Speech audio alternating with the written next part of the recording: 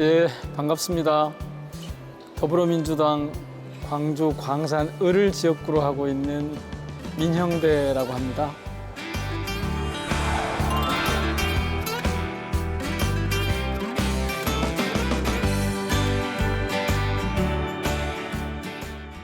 코로나19 이전 시대가 이를테면 그 신자유주의의 개별 분산된 경쟁의 시대였다면 이제 더 이상 그것으로 해서 사회가 계속 진전하기 어려울 거다, 진화하기 어려울 거다.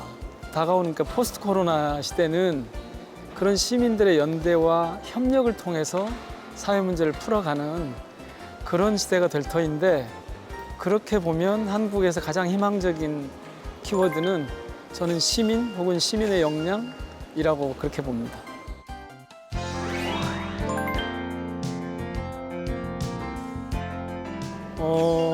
광주? 자치? 평화? 이런 정도 될 것 같은데요. 20살 그 무렵까지 자란 곳은 해남인데 20살 이후부터는 제가 살았던 곳은 광주거든요. 그 시기가 80년 5월, 그러니까 5.18 민주항쟁이 있던 시기입니다. 그 시기에 되게 많은 젊은이들이 민주주의를 위해서, 그 광주를 지키기 위해서 자신을 헌신했는데, 저는 이를테면 소극적 운동권이어서 감옥에 가지도 않았고 학교에서 쫓겨나지도 않았고, 그러면서도 이제 그런 활동을 같이 이렇게 해왔었는데, 그렇게 청년기를 보내고 나니까 그 이후에 계속해서 그런 짐이 남아있을 뿐만 아니라 그 어떤 다른 것보다도 더 가치 있는, 그리고 버릴 수 없는, 또 포기해서는 안 되는, 또는 지켜가야 할 그런 것으로 내면화돼서, 그게 이제 첫 번째 제 정치의 자양분이 돼 있다, 그렇게 보시면 됩니다. 시민운동도 해봤고, 그러면서 그 과정에서 정치의 필요성, 이를테면 집행 권력의 필요성이 이제 저한테 다가와서 그걸 이제 하게 됐는데요. 그 자체에는 사실은 그 분노가 같이 담겨 있습니다. 노무현 대통령이 이제 그렇게 제 표현을 하자면 정치적 살인을 당했어요. 그걸 보면서 이런 정치적 살인을 하게 되는 이 정치 구조는 뭔가 생각을 해보니까 이게 이 권력의 집중 혹은 독점, 이런 것으로부터 나오더라고요. 그럼 어떻게 해야 되지? 그거는 시민들의 이 자치권을 어떻게 확보할 것이냐. 그리고 시민들이 그 자치라고 하는 게 그냥 행정적인, 정치적인 뭐 그런 의미의 자치가 아니라 자기 삶을 스스로 결정할 수 있는 그런 의미의 자치, 이게 가능하도록, 정치는 가능하면 그 폭을 넓혀줘야 된다. 그런데 마치 이제 지방자치단체장을 했죠. 광산구청장을 했는데 하면서 보니까 우리 사회 부문 전반에 인간을 스스로 자기 삶을 주체로 설정할 수 있도록 해주는 문화, 제도, 이런 것들이 좀 보편화되면 좋겠다. 그래서 이제 지자체장을 하면서 각 분야별로 그런 걸 계속 한 거죠. 직접적으로 정치에 뛰어든 건 노무현 대통령의 죽음을 보면서 폭발한 어떤 분노였는데, 그 분노가 지향하고 있는 것은 광주, 자치, 이렇게 이제 되었었던 거죠. 저는 제 정치의 목표는 사람과 사람 사이의 관계를, 그러니까 사회적 관계를 평화롭게 가져가는 거다. 아주 작은 마을에서부터 시작해서 남북관계나 세계 인류 시민들과의 어울림이나 이런 것도 마찬가지인데요. 이 정치가 지향해야 될 방향이 뭔가, 제가 볼 때는 그런 거였습니다. 어떻게 사람들을 평화롭게 살 수 있게 할 건가.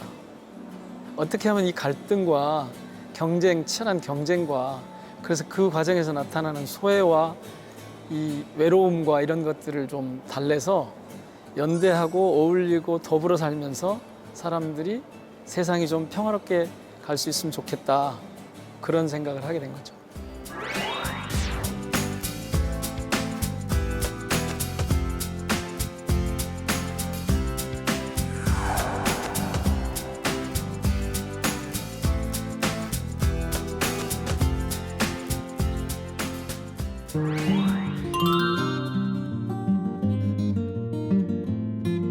정치가 뭐냐라고 하면 사람들을 고르게 살게 하는, 격차가 적은 세상에서 살게 할 건가. 그러니까 정치는 양극화를 최소화하는 것이다. 국회에 들어오면서는 그런 구체적인 목표가 좀 생겼습니다. 그 중에서도 우리가 흔히 소득이라고 얘기하는데 이건 너무 좀 개념이 넓어서 노동의 대가로 받는 임금의 격차를 최소화할 수 있어야 된다고 봐요.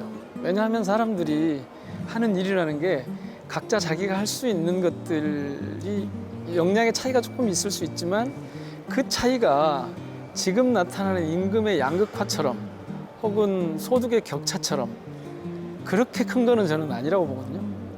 어떻게 하면 사람들이 자기 노동에 대해서, 자기 삶에 대해서 존엄함을 유지할 수 있도록 해줄 것인가. 그래서 출발은 어쨌든 그런 임금 격차를 최소화하는 데 있다고 봐요.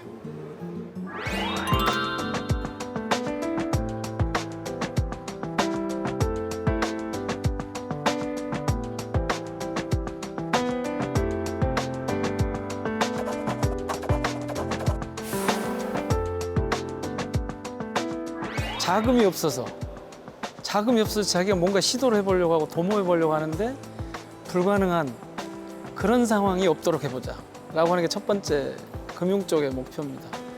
뭔가 새롭게 시도해보려는 모든 영역에서 대개 지금 우리 사회에서는 벤처 캐피탈 혹은 무슨 대기업의 무슨 새로운 투자 이런 데다가 금융의 역할을 그 중심을 맞추고 있잖아요. 근데 보통 시민들도 언제든지 자신들이 뭔가 새로운 시대를 위해서 참여하는 데 필요한 금융의 이 조달이 필요하면 그거는 가능하게 해주자는 거죠. 그래서 이제 녹색금융이라는 말이 뭐 옛날에 뭐 MB 정부 때 써서 지금 어쩌고저쩌고 하는데 그런 건 다 소용없는, 실제로 그 내용을 어떻게 채울 건가 이게 중요하고요. 그래서 그런 걸 좀 해볼 생각입니다. 동일한 사회에서 살고 있는, 심지어는 동일한 생산 과정에 거의 비슷한 노동을 투입하는데 동일 노동, 동일 임금은커녕 이익률 자체를 설정할 때부터 완벽하게 차이가 나게 돼 있어요. 단지 사회적으로 약자라는 이유만으로 그런 부당한 거래, 불공정 거래의 피해자가 되면 안 된다. 이거는 정말 정치가 해야 될 일이라고 보거든요.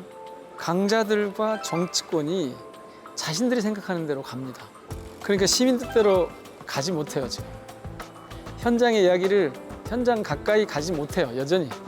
그래서 그런 영역들을 좀 찾아서, 그래서 공정거래위원회 관련한 분야, 공정거래와 관련해서는 제가 지금 불공정한 그런 거래로 사회적 약자들이 차별받지 않고 피해를 입지 않았으면 좋겠다, 그런 말씀을 드렸는데 그런 시도를 좀 해보고 싶습니다.